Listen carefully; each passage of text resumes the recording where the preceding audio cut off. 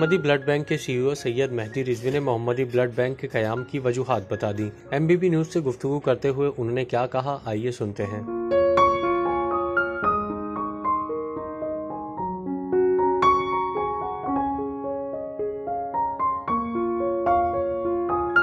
मोहम्मदी blood bank simple से 2003 के अंदर मैं एक वॉलंटरी ऑर्गेनाइजेशन ब्लड बैंक की है, उसमें मैं एज अ वॉलंटियर काम करता था। मैं और मेरे मरहूम दोस्त जो इसके फाउंडर मेंबर भी थे, अकबर कमानी साहब। मैं एक चीज़ बिल्कुल वाज़ह कर देना चाहता हूँ कि मोहम्मदी ब्लड बैंक जो किसी प्लानिंग के तहत नहीं बना, ये एक हादसाती तौर पे वजूद में आया।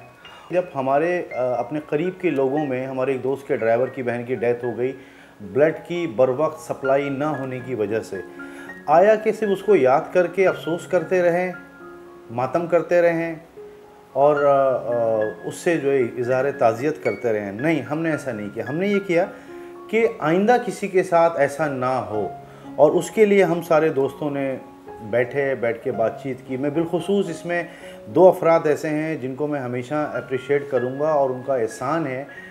एक जो सरवर अली साहब जो इस वक्त मोहम्मदी फाउंडेशन के प्रेसिडेंट हैं, मज़हर अली जुमानी साहब, अल्ताफ़ नाज़िम साहब, ये तमाम वो लोग हैं जिन्होंने भरपूर, हाजी अज़ीज़ कार्ड साहब और खाई मेमन जमात के, उनसे उस जमात से उनका ताल्लुक़ है।